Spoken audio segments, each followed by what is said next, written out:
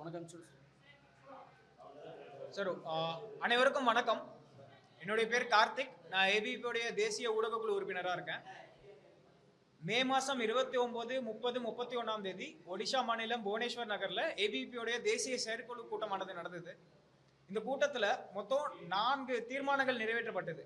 இந்த தீர்மானங்களை பற்றி விவாதிக்கிறதுக்காகவும் கரண்ட் எஜுகேஷன் சிச்சுவேஷன் பற்றி சொல்கிறதுக்காகவும் கரண்ட் கவர்மெண்ட்டுடைய பர்ஃபார்மன்ஸ் பற்றி சொல்கிறதுக்காகவும் தான் இந்த ப்ரெஸ் மீட். இந்த ப்ரெஸ் மீட்டை மாநில செயலாளர் பன்னீர்செல்வம் வழிநடத்தும்.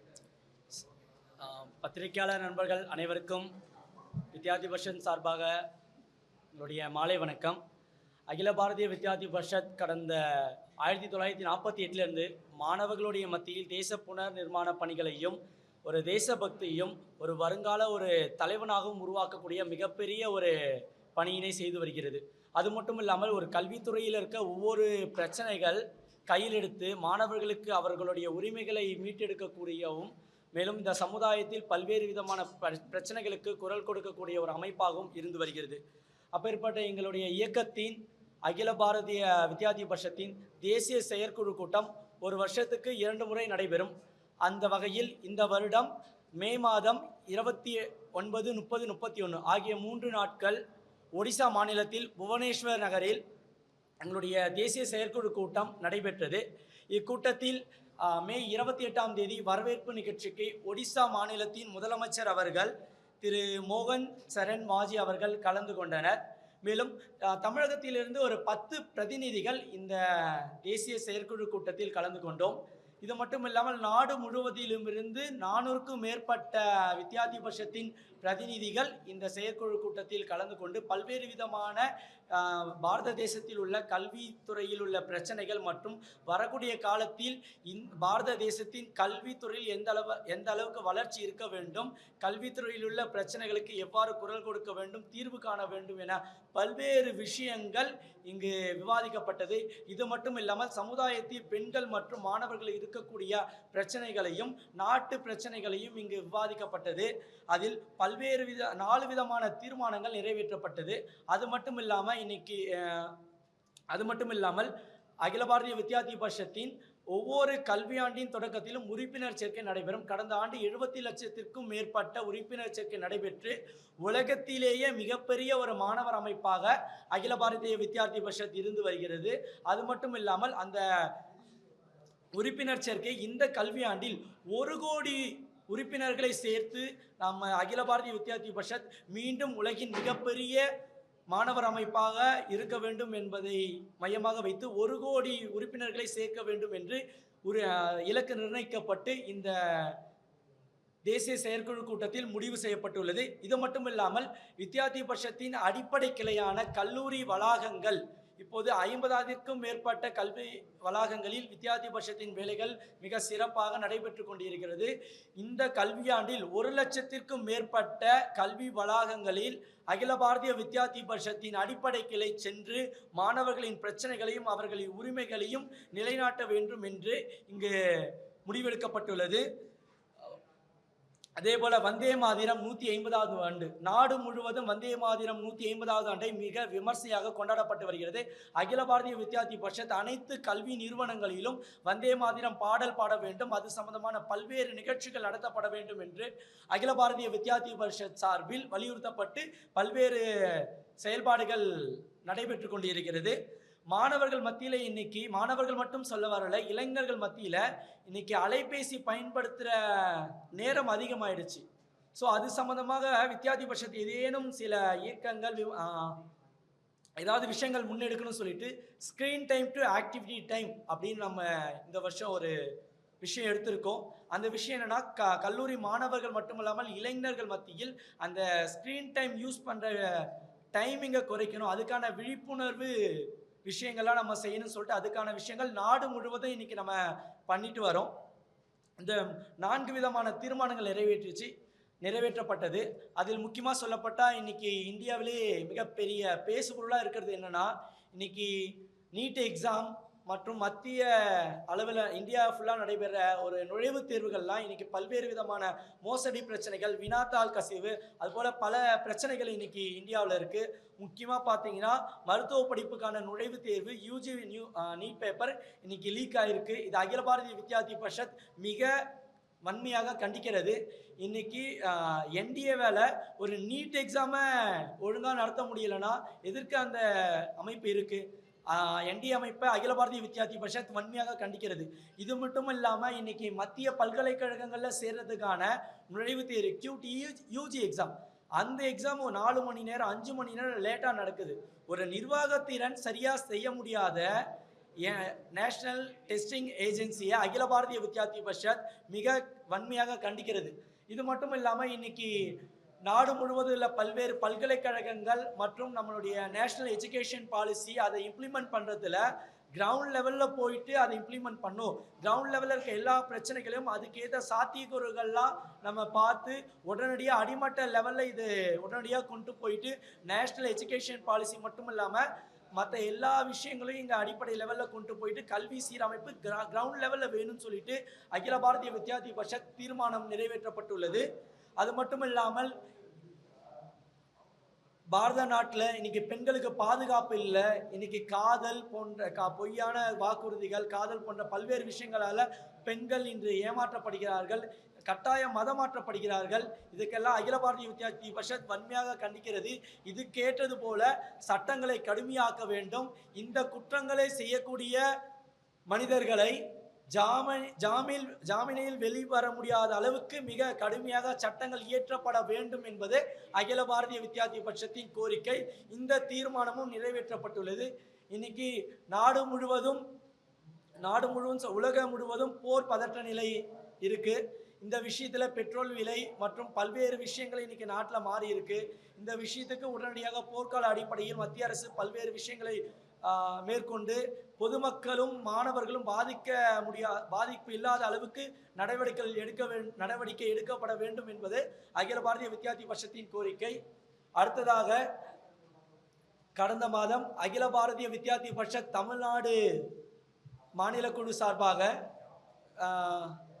ஒரு 7 பிரதிநிதிகள் கொண்ட ஒரு குழு மாண்புமிகு தமிழக முதலமைச்சர் அவர்களை சந்தித்து கல்வித்துறையில் தற்போது உள்ள பல்வேறு விதமான பிரச்சனைகளையும், அது பிரச்சனைகள் மட்டும் தற்போது மாற்றப்பட வேண்டிய விஷயங்களையும், மாணவர்கள் உரிமைகளுக்காகவும் பல்வேறு விஷயங்களை நாங்கள் ஒரு முதல்வர் அவர்களிடம் ஒரு அறிக்கை அளித்திருந்தோம். அந்த அறிக்கையில் கொடுக்கப்பட்ட பல்வேறு விஷயங்கள் மாண்புமிகு முதலமைச்சர் அவர்கள் உடனடியாக நடவடிக்கை எடுப்பதாக கூறியிருந்தார். அந்த விஷயத்தில் இன்னைக்கு பிஎம்சி ஸ்கீம்லாம் நம்ம கலந்து ஆலோசித்து முடிவெடுக்கப்படும் சொல்லியிருந்தாங்க. இன்னைக்கு பல்கலைக்கழகங்களில் பேராசிரியர்கள் மற்றும் துணைவேந்தர்கள் நியமனம் சம்பந்தமான பல்வேறு குறைபாடுகள், பிரச்சனைகள் உள்ளது. அந்த விஷயமாக உடனடியாக நடவடிக்கை எடுப்பதாக மாண்புமிகு முதலமைச்சர் அவர்கள் வாக்குறுதி கொடுத்திருந்தார். அதனை முன்னிட்டு இன்னைக்கு தமிழக உயர்கல்வித்துறை அமைச்சர் கூட இன்னைக்கு சொல்லியிருந்தார், திமுக அரசு கடைபிடித்து வந்த அதே பிரச்சனைகளையும் அதே நிலைப்பாட்டையும் தற்போதுள்ள அரசு பின்பற்ற வேண்டிய அவசியம் இல்லை என்று, மேலும் கல்வித்துறையில் பேராசிரியர்கள் பற்றாக்குறை மற்றும் பல்வேறு விதமான பிரச்சனைகளுக்கும் உடனடியாக தீர்வு தருவதாக கூறியிருந்தார்.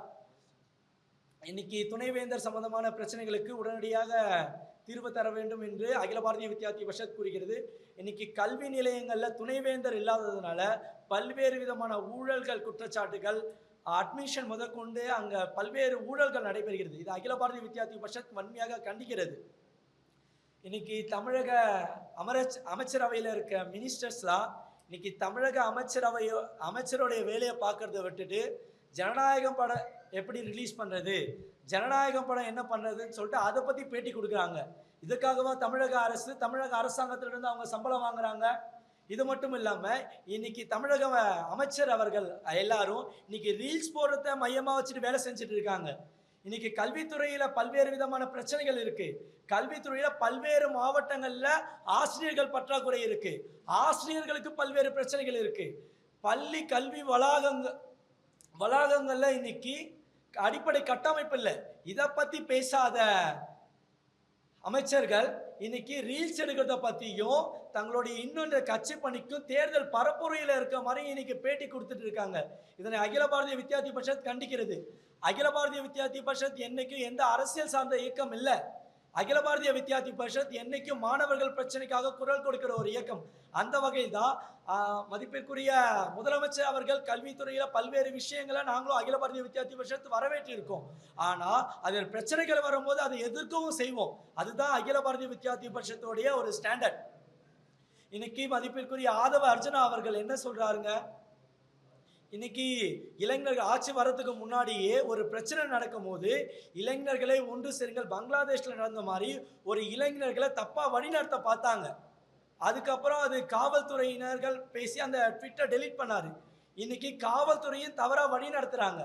இதனால வரக்கூடிய காலத்துல ஆதவ அர்ஜுனா போன்ற அமைச்சர்கள் செய்யக்கூடிய விஷயங்கள் தமிழ்நாட்டை எங்க வேணாலும் ஒரு தவறான பாதையில் அழைத்து செல்றதுக்கான வாய்ப்புகள் இருக்கு.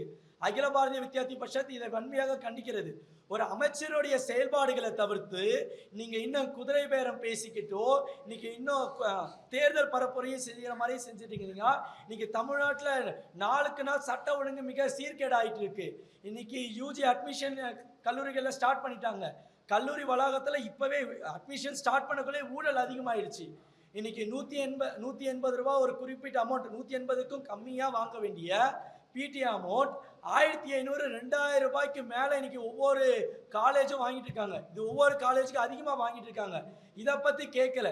நாங்கள் வந்தோடனே தமிழக வெற்றி கழகம் ஆட்சியில் ஊழலை ஒழிப்போம் சொன்ன நீங்கள் கல்வித்துறையில் எவ்வளோ ஊழல்கள் இருக்கு இன்னைக்கு உங்கள் கண்ணு முன்னாடியே இன்னைக்கு சர்க்குலரில் அஃபிஷியலாக சொல்லியிருக்காங்க. பிடிஎஃப் ஃபண்டு 2000 ரூபாய் வாங்குற ஒரு காலேஜ் 1500 ரூபாய் வாங்க. ஏன் இது தமிழ்நாடு ஃபுல்லாக ஒரே ஸ்டாண்டர்டில் நீங்கள் கொண்டு வரல? இன்னும் பல பல்கலைக்கழகங்களில் இன்னும் யூஜி ரிசல்ட் விடலை. இன்னைக்கு அம்பேத்கர் இப்போ லா காலேஜ், அம்பேத்கர் லா யூனிவர்சிட்டியில் இப்போ அட்மிஷன் விட போகிறாங்க. ஒவ்வொரு யூனிவர்சிட்டி வேறு டைமில் ரிசல்ட் விட்டால் இன்னைக்கு ஸ்டூடெண்ட்ஸ் தான் இதனால் பாதிக்கிறாங்க. அதுக்கடுத்தது இன்னைக்கு தமிழக வெற்றி கழகத்தோட ஆட்சியில் தூய ஆட்சி, நாங்கள் ஊழல் செய்யலாத ஒரு ஆட்சி, நாங்கள் ஜனநாயகத்தையும் அம்பேத்கரை பின்பற்றிட்டு வந்தோன்னு சொல்கிற நீங்கள் ஏன் இன்னைக்கு ஜனநாயக உரிமை இன்னைக்கு உங்க ஆட்சியில் இல்லை? டிஎம்கேட 2.0 ஆட்சியாக தான் தமிழக வெற்றி கழகத்தின் ஆட்சி இன்னைக்கு இருந்துட்டு வருது. இதுக்கு ஒரு உதாரணம் என்னன்னா, திமுகவோட ஆட்சியில தான் பத்திரிகையாளர்களுக்கு அவங்களுடைய உரிமையை பயன்படுத்துறதுக்கு அதிகாரங்கள் எல்லாம் உரிமைகள் இல்லாத மாதிரி இருந்தது. பத்திரிகையாளர்கள் தங்களுடைய விமர்சனங்களை வைக்கும் போது, முதலமைச்சரை விமர்சிக்கும் போது, அமைச்சரை விமர்சிக்கும் போது அவங்கெல்லாம் கைது செய்யப்பட்டாங்க. மதிப்பிற்குரிய சவுக்கு சங்கர் அவர்கள் பிரபல பத்திரிகையாளர் அவர்கள் திமுக ஆட்சியில் கைது செய்யப்பட்டாங்க. அவங்க வீட்டில் மனித கழிவுகள் கொட்டப்பட்டது.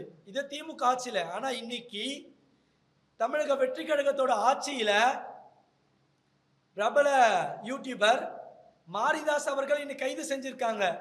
ஒரு ஆட்சியில் உள்ள ஒரு மிக ஒரு நல்ல ஒரு ஆட்சிக்கு தேவை சிறந்த விமர்சனங்கள். அதுதான் ஜனநாயக உரிமை. அந்த ஜனநாயக உரிமையை தர முடியாத இந்த தமிழக வெற்றி கழகத்தின் ஆட்சியில் எப்படி ஒரு தூய ஆட்சி கொண்டு வருவீங்க நீங்க? இன்னைக்கு இந்த பத்திரிகையாளர்களுக்கு அவங்களுடைய உரிமையை பேச முடியல. இதுதான் உங்களுடைய தூய ஆட்சியா? இதுதான் நாங்கள் ஒரு புதிய தமிழகத்தை உருவாக்கணும்னு பல ரீல்ஸை போட்ட நீங்கள் இதுதான் உங்கள் ஆட்சியோட லட்சணமாக இருக்கா? தமிழகத்தில் இருக்க பிரச்சனையை உங்களுக்கு பேச முடியல நீங்கள்.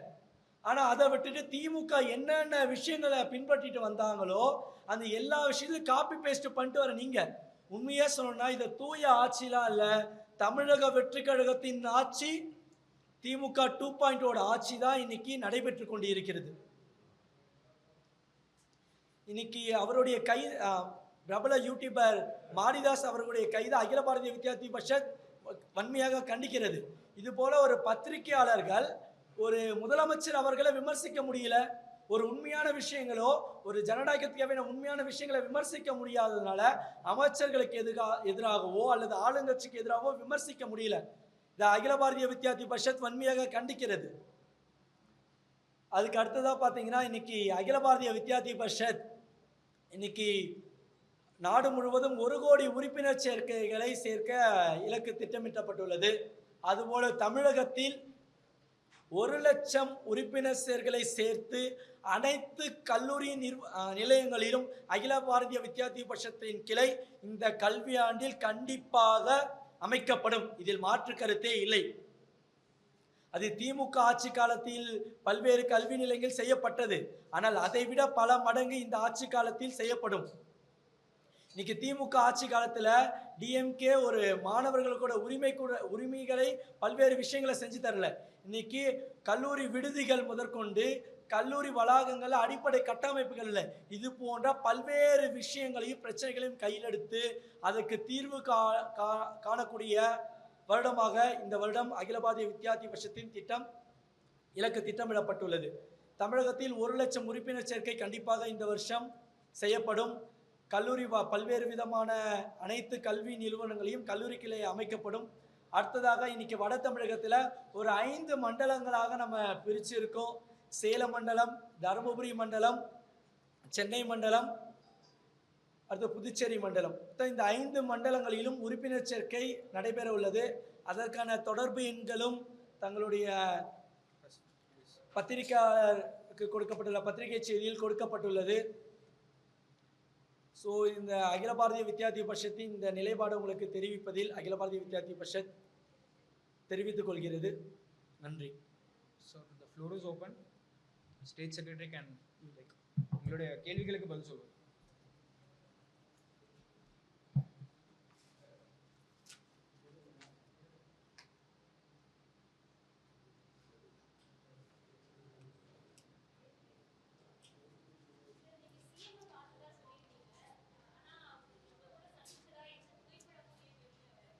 ஒரு நிமிஷம்.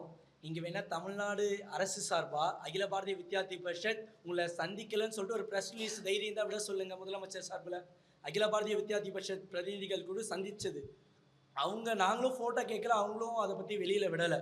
வேணும்னா தமிழ்நாடு அரசை ஏபிபி பிரதிநிதிகள் கூட உங்களை சந்திக்கலன்னு தைரியம் இருந்தால் பத்திரிகை செய்தி வெளியிட சொல்லுங்கள்.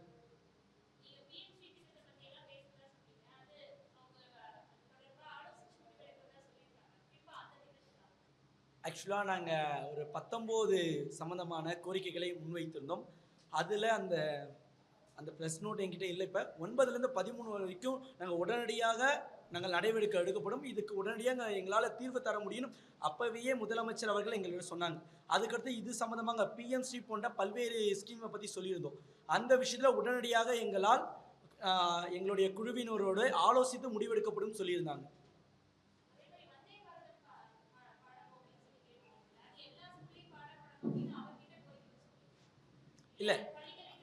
இல்லை ஒன்றும் நீங்கள் தெளிவாக புரிஞ்சுக்கணும். இதை நாங்கள் முதலமைச்சர் அவர்களிடம் சொல்லலை.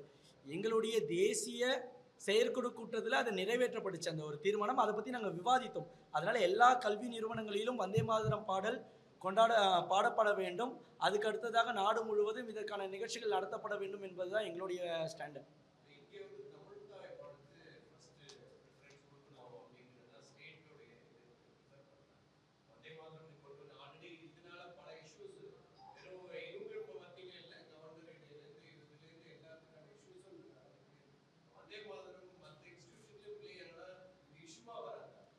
நாங்கள் எங்கேயும் தமிழ்த்தாழ்வாழ்த்து பாடக்கூடாதுன்னு சொல்லலை. தமிழ்த்தாழ்வாழ்த்து பாடுறோம். ஏன் வந்தே மாதிரம் பாடாதோ தேசிய பாடல் தானே, அதையும் பாடணும்னு தான் சொல்கிறேங்க. எந்த இடத்துலையும் தமிழ்த்தாழ்வாழ்த்தை நாங்களும் விட்டு தரலை. நாங்களும் இதே தமிழகத்தில் தான் இருக்கோம். எங்களுக்கும் இந்த மாநிலத்தோட உரிமைகள் எல்லாமே தெரியும். அதையும் நாங்களும் பின்பற்றிட்டு தான் வரணும். எங்களுடைய ஏபிபியோட மாநாடுகள் பல்வேறு நிகழ்ச்சிகளிலும் தமிழ்த்தாழ்வாழ்த்துலாம் பாடப்படுது. இன்றைக்கும் வந்தே மாதிரம் பாடலும் பாடப்படுது. நாங்கள் வந்தே மாதிரம் பாடல் மட்டும்தான் பாடணும் எந்த இடத்துலையும் அகில பாரதிய வித்யார்த்தி பரிஷத் சொல்லலை. ஆனால் ஒரு நிமிஷம்னா அதில் ஒரு விஷயம் ஆளுநர் பங்கேற்கக்கூடிய நிகழ்ச்சிகள் இல்லை. மத்திய அரசாங்கம் ஒரு ஆர்டர் போட்டிருக்காங்க, அதை தான் அங்கே பின்பற்றியிருக்காங்க. ஆனால் அகில பாரதிய வித்யார்த்தி பரிஷத் என்ன சொல்லுதுன்னா தமிழ்த்தாழ்வாழ்த்து 3வது பாடணும், வந்தே மாதிரம் முதல்ல பாடணும்னு சொல்லிட்டு நாங்கள் சொல்லலை. வந்தே மாதிரம் பாடல் நாடு முழுவதும் அனைத்து கல்லூரி வளாகங்களும் பாடப்பட வேண்டும். அதுதான் எங்களுடைய கோரிக்கை.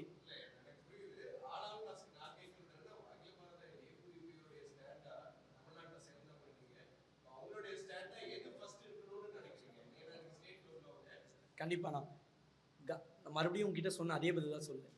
கவர்னர் பதவி பங்கேற்கக்கூடிய விஷயங்களை தான். மற்ற இடத்துல நீங்கள் பாடலாம்ல, அது தப்பு இல்லையே. கவர்னர் பங்கேற்கக்கூடிய விஷயத்தில் வந்தே மாதிரம் பாடல் முதல்ல பாடப்படணும்னு சொல்லிட்டு அந்த ஒரு ஆர்டர் இருக்குது. அது இன்னும் சட்டம் வரல. அந்த விஷயத்தை அங்கே சொல்லியிருக்காங்க. நாங்கள் எங்கேயும் அந்த மாதிரி சொல்லலைல்ல. நீங்கள் மற்ற நிகழ்ச்சிகள், இப்போ மாநில நிகழ்ச்சிகள்லாம் நீங்கள் தமிழ்தாய் வாழ்த்து பாடுங்க, அதுக்கப்புறம் வந்தே மாதிரம் பாடல் பாடுங்க. அதில் எங்களுக்கு எந்த ஒரு ஆட்சேபனையும் இல்லை. ஆனால் வந்தே மாதிரம் பாடல்கள் அனைத்து அரசு நிகழ்ச்சிகள் மற்றும் கல்லூரி வளாகங்களில் பாடப்பட வேண்டும். அதுதான் எங்களுடைய ஸ்டாண்டர்ட்.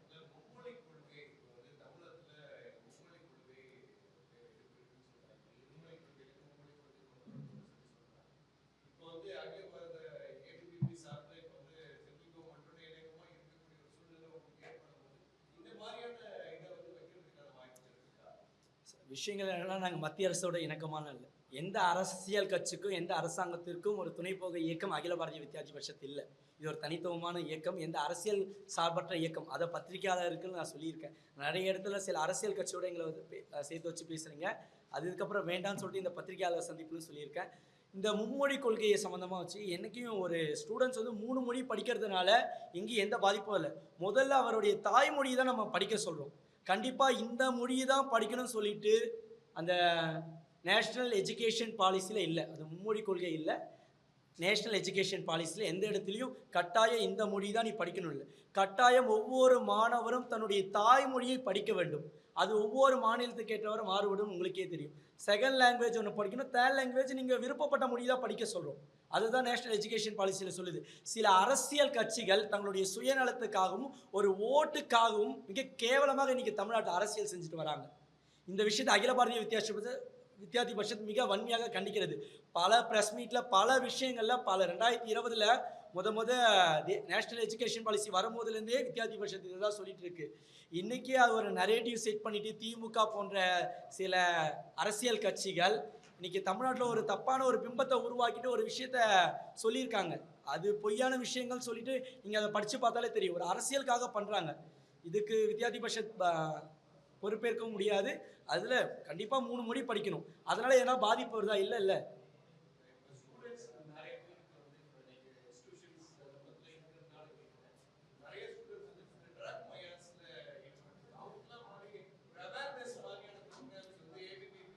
கண்டிப்பான நல்ல கொஸ்டின் தான். இப்போ தமிழ்நாட்டில் ஒவ்வொரு வருஷமும் ஒவ்வொரு பிரச்சாரங்கள் வித்யார்த்தி பரிஷத் எடுப்பாங்க. ஆல் இண்டியா லெவலில் screen time to activity time all India லெவலில் எடுத்திருக்காங்க. அது மட்டும் இல்லாமல் தமிழ்நாட்டில் ரொம்ப வருஷம் 2010 காலத்திலேயே மது இல்லாத தமிழகம் சொல்லிட்டு கன்னியாகுமரியிலேருந்து சென்னை வரைக்கும் சைக்கிள் ரேலி பண்ணது அகில பாரதிய வித்யார்த்தி பரிஷத். அதுபோல் இந்த வருஷம் போதையில்லா தமிழகம் உருவாக்க வேண்டும் என்று ஒரு பிரச்சாரத்தை அகில பாரதிய வித்யார்த்தி பரிஷத் இந்த வருஷம் நம்ம முன்னெடுத்திருக்கோம். ஸோ இன்னைக்கு திமுக ஆட்சி காலத்தில் ஒரு சாதாரண பள்ளி மாணவன் கையில் இன்னைக்கு போதைப் பொருட்கள் இருக்குது. சென்னையிலேயே இன்னைக்கு ஒரு ஸ்டூடெண்டோடைய பையில இருந்து போதைப் பொருட்கள் எடுத்தாங்கன்னு சொல்லிட்டு நம்மளுக்கு தெரியும். அது எல்லா செய்திகள்லையும் வந்துருந்தது. அதுபோல் இந்த திமுக ஆட்சி காலத்தில் வந்தது. அதே போல் இன்னமும் அந்த போதைப் பொருட்கள் விஷயம் தமிழக வெற்றி கழகத்தோட ஆட்சியில் தொடர்ந்துட்டு வருது. இது அகில பாரதிய வித்யார்த்தி பரிஷத் வன்மையாக கண்டிக்கிறது. இந்த விஷயத்தையும் முதலமைச்சர் அவர்களை சந்திக்கும் போது இந்த போதைப் பொருட்கள் விஷயங்கள் ரொம்ப மோசமாக போயிட்டு இருக்கு, இதுக்குன்னு தனி ஒரு குழு அமைக்கப்பட வேண்டும், இதுக்கு உடனடியாக ஒரு நடவடிக்கை எடுக்கப்பட வேண்டும், மாணவர்கள் இந்த போதையில்லா சமுதாயத்தை உருவாக்க வேண்டிய கடமை இந்த அரசுக்கு உள்ளது என்பதை வித்யார்த்தி பரிஷத் அன்னைக்கு வலியுறுத்தி இருந்தோம். அதுபோல வித்யார்த்தி பரிஷத் இன்னைக்கு போதை இல்லாத ஒரு தமிழகத்தை உருவாக்க வேண்டும் என்று இந்த வருடம் இந்த கல்வியாண்டில் ஒரு பிரச்சாரத்தை முன்னெடுத்துள்ளோம்.